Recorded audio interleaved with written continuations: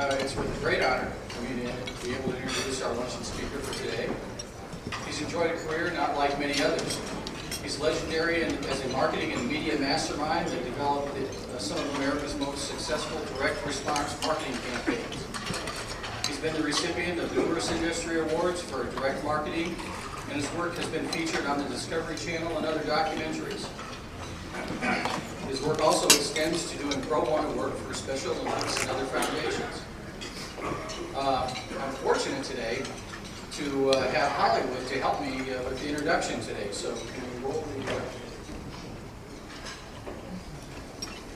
Ginsu. It's a name that captured the imagination of America and Hollywood.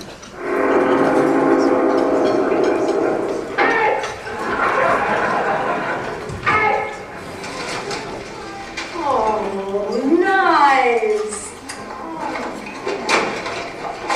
Oh, that's so nice. I got a great knife. They're super sharp. They don't miss those nice. You can cut a tin can as easily as a tomato. Yes, friends, the new Turbo Ginsu! Woohoo! It dices, it slices, and it makes French fries very different. What is this new prosperity and peace of mind worth? Don't answer, because if you vote for me again in 1984, you'll receive this handsome set of Ginsu steak knives. Yes, you'll be able to slice an onion without shedding a tear, just like I'm doing right now. Or protect yourself against the Red Menace. Now, how much would you pay? But wait, there's more. If you act now, you'll also receive a brand new land-based missile system and this deck of TV magic cards. It's new, it's exciting, it's live from New York, it's Saturday night. Friends, and you can own the Gypsum not for $9.95, not for $7.95, not for $5.95, but only $134.38. And if you order right now, here's what we'll throw in: the electric Gypsum. It runs on AC or DC and cuts both ways. No, that's funny. Still liking the jacket, though? It's terrific, Rich. Excuse me, I gotta get the Ginsu.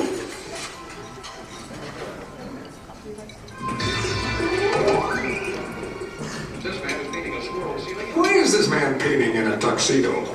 Why is he karate chopping a tomato? Why, oh, why is he dropping an egg on a diamond ring? The answer is the genius of Ed Valenti and Barry Besher, who took the boardwalk pitch and added a dose of humor to create one of the most memorable commercials of all time. Are there any commercials that just really annoy you? You know what I'm saying? You know what? They're just kind of sticky. Well, I guess there's a few. I mean, some of them are pretty stupid, don't you think? I don't know. I can't. Can you think of a Ginsu knife commercial? Do you need a knife that can cut through a shoe heavy can? So when are we gonna meet this old Ginsu guy? Please give him a warm welcome to our Measurement Science Conference.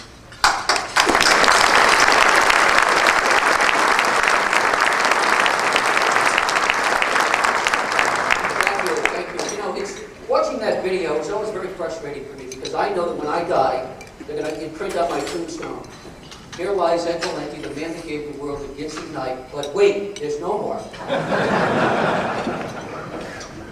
Anyway, it's nice to be at the Measurement Science Conference. I'm really thrilled to be here.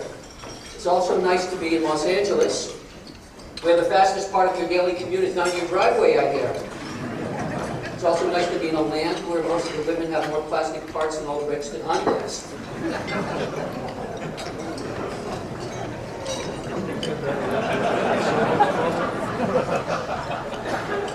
Is this an audience or an oil painting?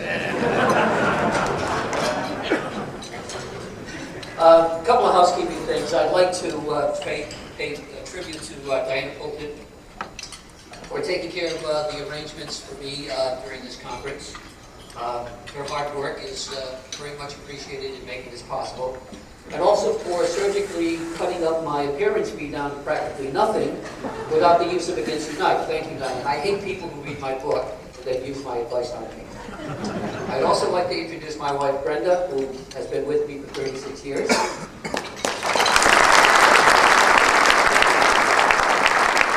And you that the secret to our marital success is that we're both in love with the same man.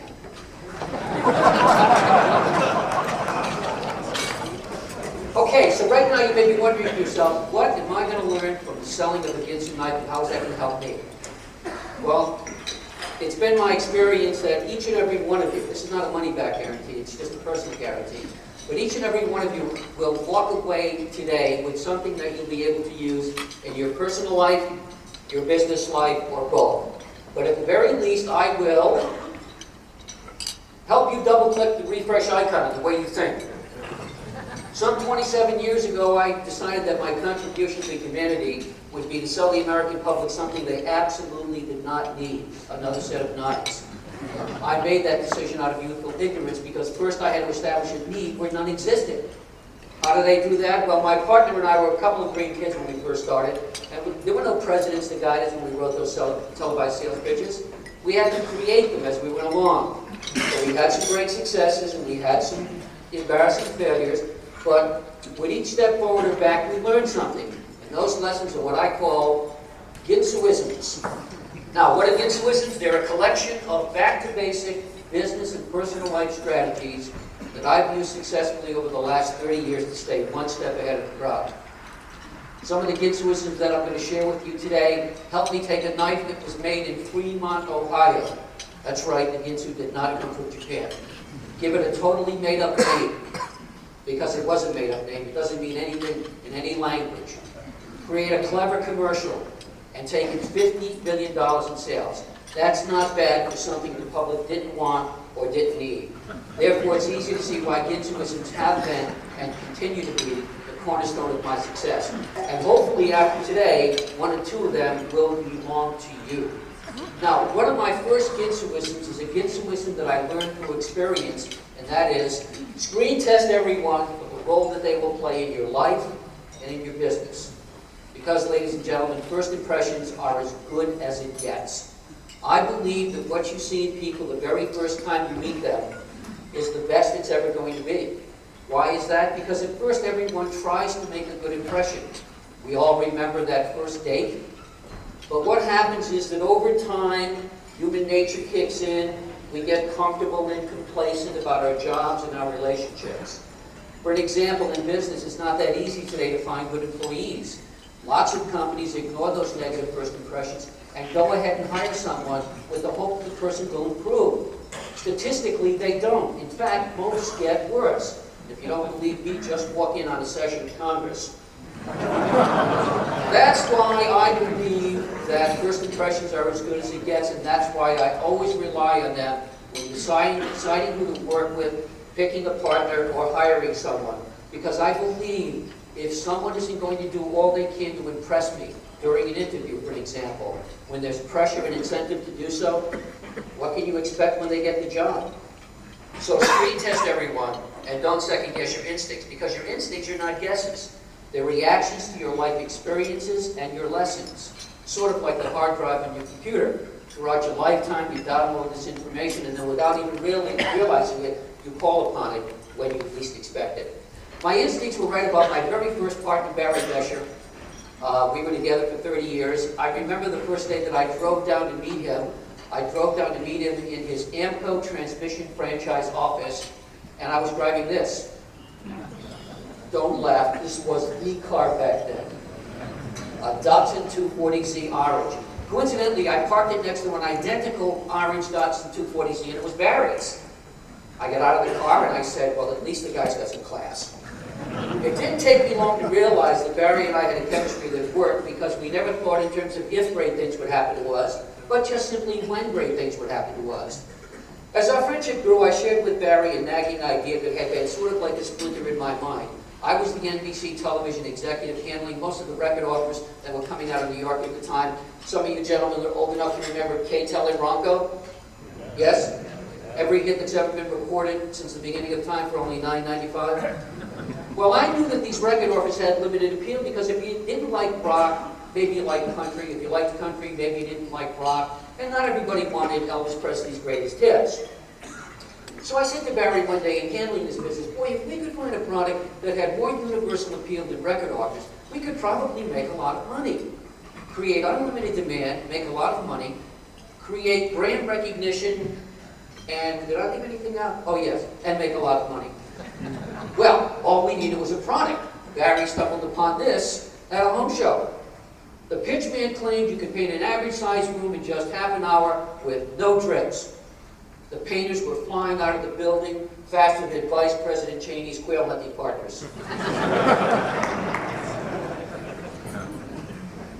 I should tell you that my partner Barry's not the handiest guy in the world. In fact, Home Depot made him #1 on their national do not call list. But he went home that night so excited that he painted his ceiling, and I think his wife passed out. When he told me how great the product was, I knew this was the answer to our prayers. Because people believe what they see and see what they believe. Let me tell you what happened. I picked up the phone and I called the product manufacturers in England. And I convinced them that they should give me the distribution rights for that product in the United States. And they said, sure, Ed. One small thing we need to do. We need to come down and visit the world headquarters of Beshman Valenti Marketing. The only problem was, there was no worldwide headquarters of Beshman Valenti Marketing. This was our office. I had a telephone sandwiched between a couple of greasy transmissions in the back of the EFCO transmission franchise, and I would time my telephone calls around the use of the hydraulic equipment. I think a hot dog stand was more high-tech than we were. Anyway, the Brits flying over put us in a panic, and then I had this great idea. I went into the downtown area and I rented a couple of those shared office suites in one of these buildings here. You know, shared reception, shared conference room, and I pretended it was my own. On the day the Brits arrived, I took them on a tour. Yeah, I'm sorry, it still makes me laugh. I didn't even know what the men's room was. I passed the secretary in the hall and I said, hey, by the way, Miss Jones, make sure that memo gets to our legal department. She didn't know who I was. She didn't know what I was talking about. She worked for some guy down the hall. The closest thing we had to a legal department were the 8.5 by 11 legal pads we have in our briefcases. But it must have worked because they signed on with us. You know, and some years later, out of guilt, we confessed our little ruse to the Brits, and they said, you know what, guys, don't worry about it, because when you did the return trip over to England to inspect our factory, we rented one for the day also. I'm telling you, you just can't trust anyone these days. You know, I never forget the time I attended an information session for my daughter, who was a prospective student at MIT. She later got accepted, but just recently graduated from Harvard after 4 years. And, you know, it's kind of an information session where the parents go and the kids go and you get to ask questions about the school, and lots of people are asking the admissions officer, hey, what can you do with a degree from MIT? And apart from the usual answers like, you'll be able to work for NASA, and then you can also be part of the Scientific Measurement Society here today. The admissions officer tongue-in-cheek said, your son or daughter will be able to get up in front of any crowd, speak about any subject, be completely wrong, and everyone will believe them. It was joking, but it was insightful. Now, you know, most people start out wanting to believe us in the beginning and anything we have to say, but unfortunately, over time, we give them way too many reasons not to, with negative statements that we make or an attitude that we project. How important is this? Consider these writings from 1937, Dale Carnegie, still true today. Financial success is 15% professional knowledge and 85% in your ability to express ideas, assume leadership, and to arouse enthusiasm. But fear not, ladies and gentlemen, because you can change the way people think about you in many ways, because I believe people think with their eyes. They think with their ears. So always project a positive attitude and show it. Get excited and show it. Famous football coach Vince Lombardi said to his players many times, if you guys are not fired up with enthusiasm, you're going to be fired with enthusiasm by me. Here's another one of my pet peeves. Eliminate these words from your vocabulary. People do it all the time. These words. Doesn't that seem very simple? But you would be amazed how many people are on autopilot when it comes to these words. And we all say these words without even checking. It's okay to be unsure. It's okay not to know. But express it differently and perhaps a little more positively, like this. Now, doesn't that sound a little bit more like what you should be doing? Remember, making statements that suggest that you are unsure of yourself, making statements that suggest that you don't know what you're doing, puts doubt in the minds of the very people that you're trying to impress, and puts doubt in the minds of the very people that you're trying to sell to. Remember this, it's a great line. Your potential to succeed in any relationship depends on your ability to communicate. Sounds like good common sense, doesn't it?